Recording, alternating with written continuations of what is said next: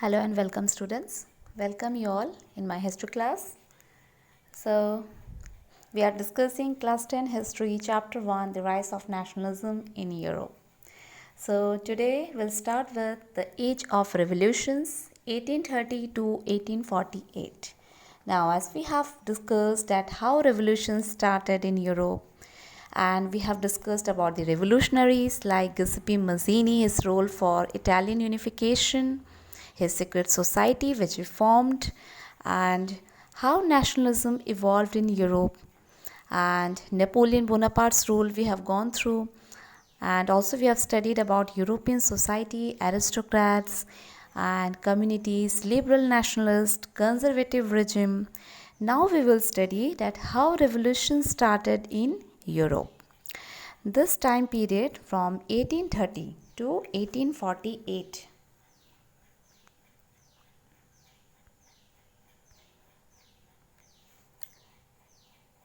1830 to 1848. Okay, this time period is known as the age of revolutions because the revolution started during this time period in Europe. And we have read about the old regime where monarchical form of government prevails in France. Later on, how Louis XVI he was sentenced to death, means he was removed from his throne, and a democratic form of government established, and the role of Jacobins club, middle class contribution to this revolution. So this was French Revolution was the first revolution which started in Europe, which was a motivational or inspirational revolution for all the other countries or the nations. And then Napoleon Bonaparte he took over in France in 1804 to 1815 and occupied or captured most of the territories of Europe and expanded his territories. So he implemented modern principles like civil code in 1804. And after defeat of Napoleon Bonaparte, conservative took over in 1815 to 1830. Now, but they imposed strict censorship, and that is to curb the right to speech and expression of the people, and people became discontent, and educated middle class they emerged. So revolutionary emerged, and they declared the conservatives taught as wrong, as they are curbing or taking away the right and liberties of people. So now they started the age of revolution. Now the age of revolution started from 1830 to 1848, which was led by liberal nationalists. Now this liberal nationalist, which it belongs to whom? Who were actually the members of this liberal nationalist? Who were this liberal nationalist belonging to educated middle class elites like professors, teachers, clerk, okay, business classes, etc. And they wanted to remove the conservative regime. Okay.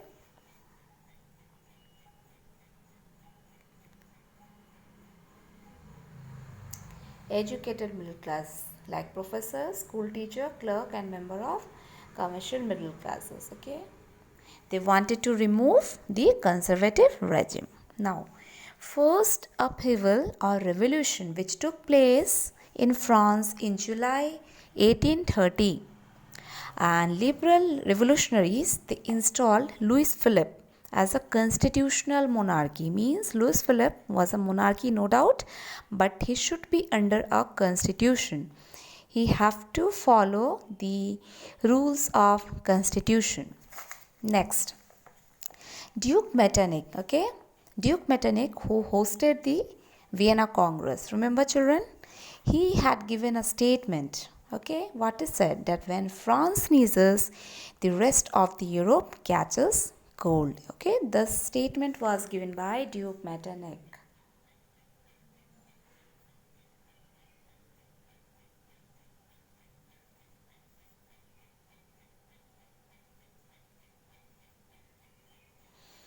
Okay, so this is clear. Now the Bourbon kings, who had been restored to power during the conservative reaction after 1815, were now overthrown by the liberal revolutionaries. They totally overthrow the conservative reaction after 1815. And Duke Metternich has given the statement. Clear? Now, next part, let's see Belgium. Okay, so here it's given that as we have studied, children, like revolution in France, it affects the territories beside it, like Belgium also. Belgium was a part of United Kingdom of Netherlands, but here the people demanded that they did not want to be a part of United Kingdom of Netherlands. They wanted a separate identity as an independent country. So, nationalist feeling arose or developed among the people in Belgium as if they get inspired by French Revolution.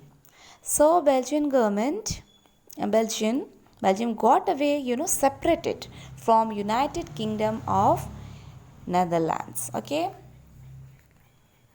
this is about the Belgium. As they got inspiration from French Revolution. Next topic is Greek War of Independence.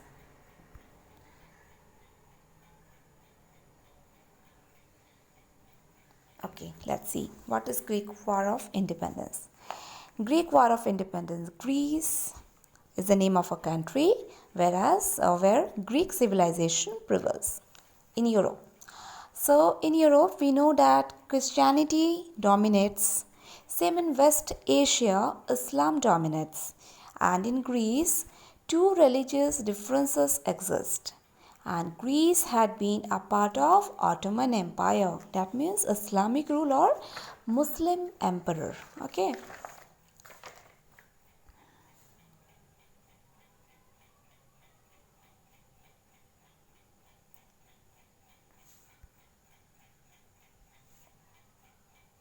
Ottoman Empire. Okay.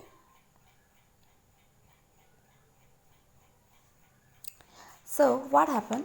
Greece, this freedom struggle. Okay, the struggle for freedom, as Greece freedom of struggle, it started in the year 1821. Okay, in this year 1821. And it wanted to separate Greece from the rule of Ottoman Empire. Okay, Greece wanted freedom from Ottoman Empire or the Islamic rule, and it wanted independent, a separate separate. It does not to be under the rule of a Muslim emperor or Islamic ruler. Okay, it wants a separate identity. And so after this freedom struggle, it continued. Okay, they wanted to make it a separate independent country, means independent from the Ottoman Empire. And many artists, poets also supported this movement.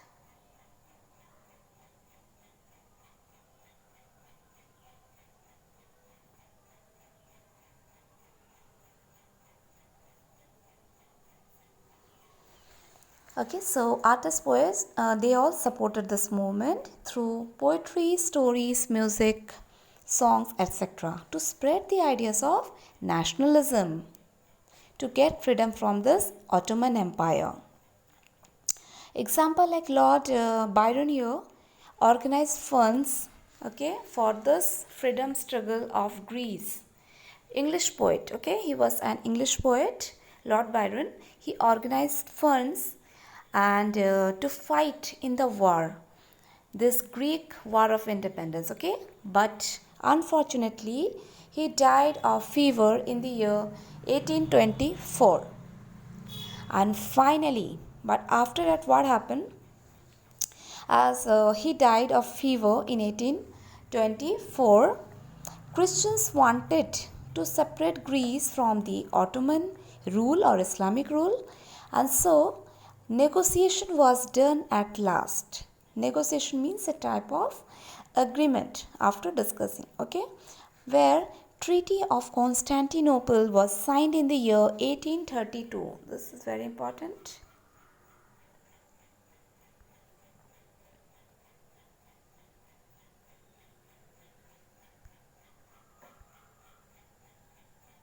Okay. So here, finally, the Treaty of Constantinople was signed in 1832, which declared Greece as an independent nation. And so Greece got freedom from Ottoman Islamic rule. Okay.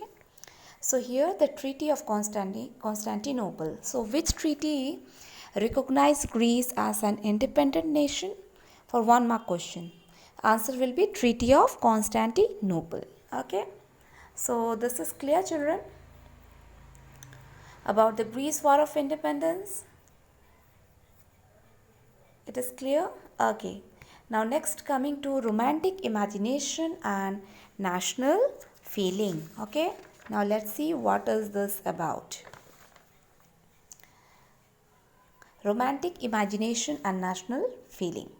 Now the development of nationalism did not come only through war and territorial expansion.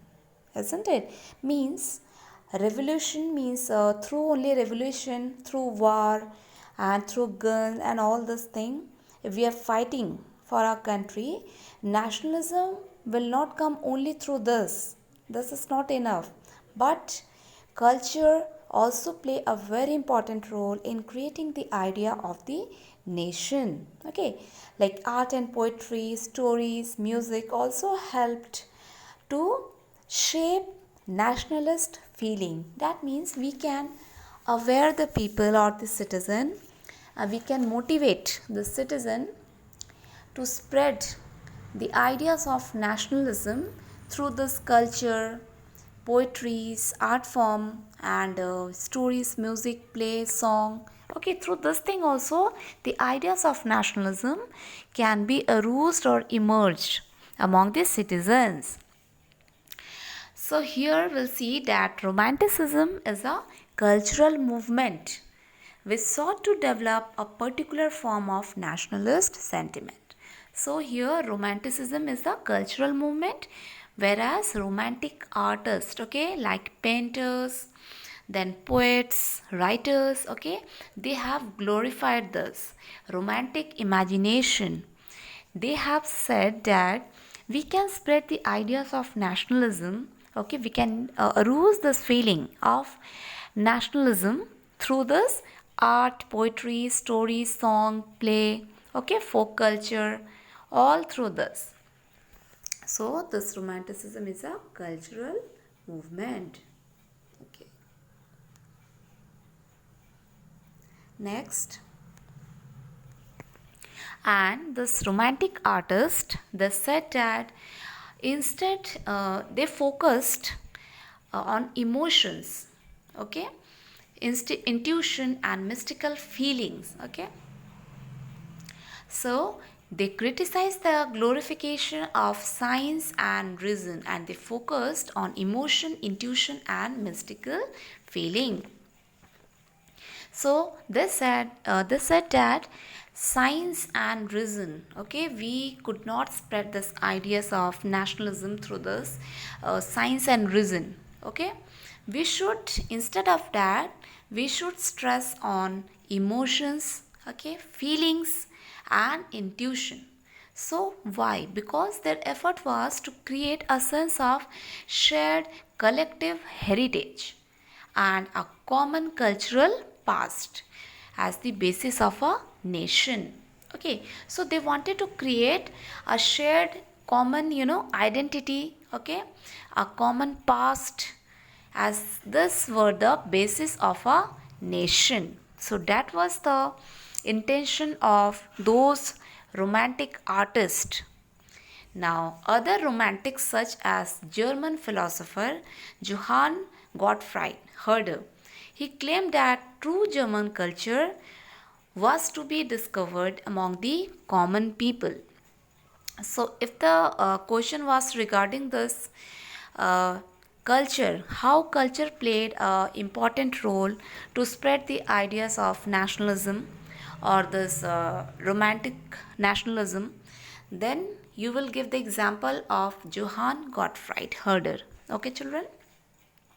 So he claimed that true German culture, if we want to see the true German culture, we have to go through the houses of the common people, then we can see very well that the culture, okay, true German culture is being found over there in the among the common people, okay, which he called das Volk, okay, and it was through folk song, folk poetry and folk dances that the true spirit of nation was popularized, okay, that was known as folk gist. So collecting and recording these form of folk culture, it was essential for nation building. So this person Johann Gottfried, he was a German philosopher. He stressed on culture, okay, that culture was the most important instrument to spread the ideas of nationalism, okay. Now, the emphasis on vernacular language and the collection of local folklore was not just to recover an ancient national spirit, but also to carry the modern nationalist message to large audiences who were mostly illiterates. Okay. This was especially so in the case of Poland, which had been partitioned at the end of 18th century by the great powers like Russia, Prussia and Austria. So Poland was divided, okay, by the great powers like Russia, Prussia and Austria. Even though Poland no longer existed as independent territory, but national feelings were kept alive in Poland through music and language. And Karol Korpinski, for example, he celebrated the national struggle through his opera and music, turning folk dances like Polonaise and Mazurka into nationalist symbols. Okay, so this is about language, the role of language. So language also played a very important role in developing nationalist sentiments. Like, for example, is given over here. In Poland, okay, Poland was occupied by Russia.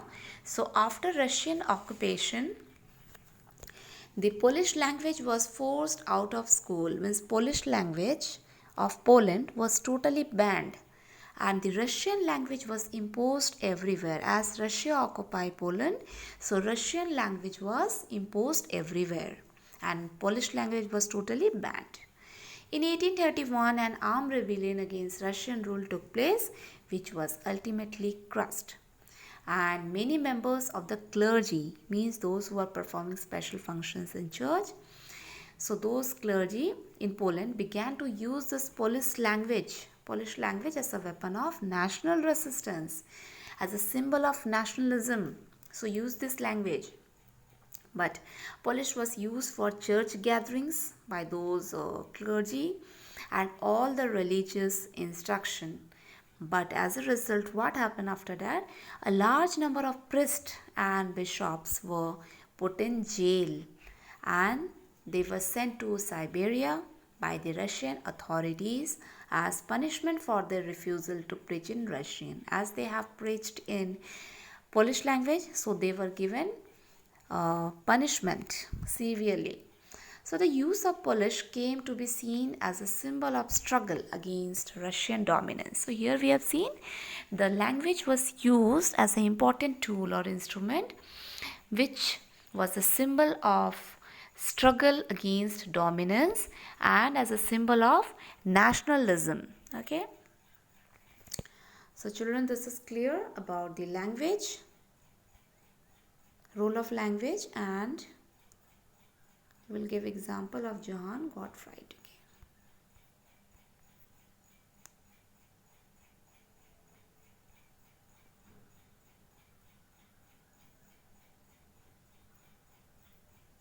So this is clear children, romantic imagination and national feeling, where we have gone through culture and language. Okay.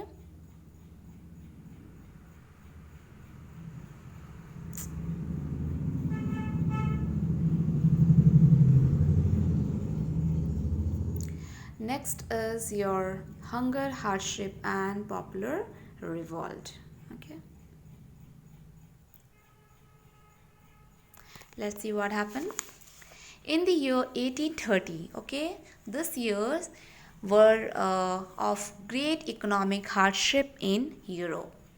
First half of the 19th century saw an enormous increase in population all over the Europe. Okay, so during this year, it was considered as great economic hardship in Europe. Why? Because in the first half of the 19th century, increase in population increased all over Europe, and in most countries there were more seekers of jobs than employment.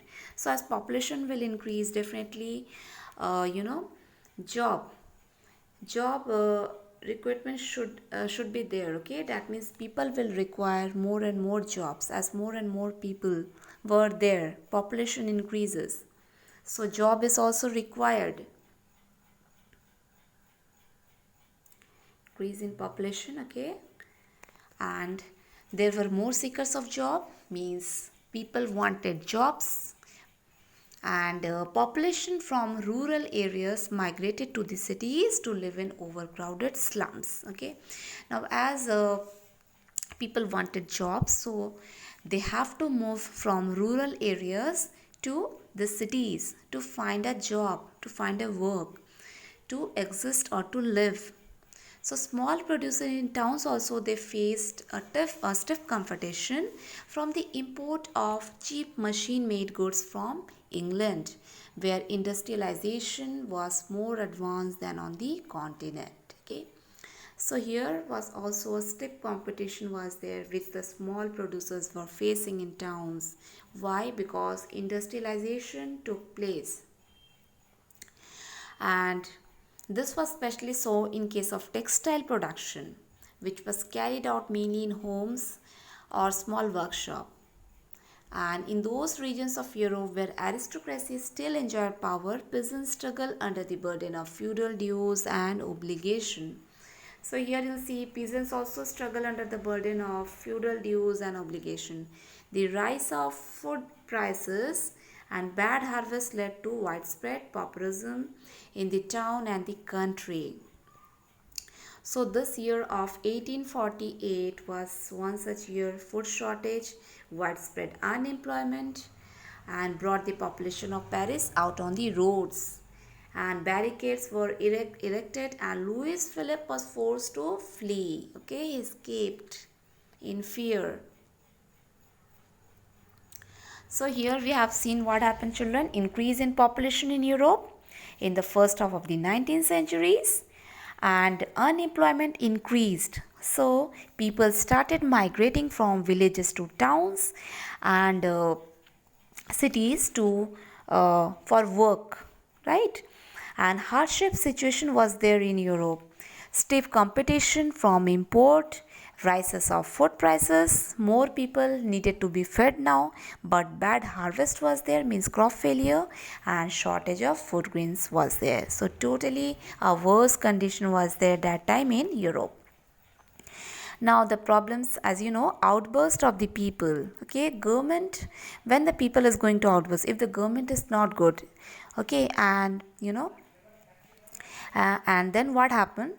People totally in anger, they outburst, and Louis Philippe, who was the king that time, he was forced to flee from his position to save his life in fear that now the people are going to definitely kill him. And now who will hold the control or position in Europe? As Louis Philippe flee, so somebody should be there, no, who should hold the position in Europe. So National Assembly came in power. National Assembly proclaimed republic, granted suffrage to all the adult male. Okay, after that what happened? National Assembly, it proclaimed republic, granted suffrage to all the adult males, not to the women's and not to the non-propertied sections of the male. And it guaranteed the right to work also. And national workshops to provide employment were also set up. And then there is a short story, children, from Silesian weavers. Okay, so let's go through it. In 1845, weavers in Silesia, they had a revolt. Okay, they led a revolt against the contractors. Why? Because these contractors supplied them raw material and gave them order for finished textile, but they reduced their payment, okay, very low wages. And the journalist Willem Wolf described the event in a Silesian village as follows. What happened here? In this village, cotton weaving is the most widespread occupation. The misery of the workers is very extreme over here. The desperate need for job has been taken advantage by the contractors. So contractors were very cunning. They are actually taking this advantage, and they were reducing the prices of the goods. So on 4th June at 2 p.m., a large crowd of weavers emerged from their homes in protest and marched in pairs up to the mansion of the contractor, means houses of those contractors, for demanding higher wages. And they were treated with scorn and threat, okay, but they were totally threatened. And following this, a group of them forced their way into the house, okay. So those Silesian weavers, as in anger, they totally smashed in their houses and broke all the window panes, furniture, porcelain, and also they destroyed a lot of things in their houses.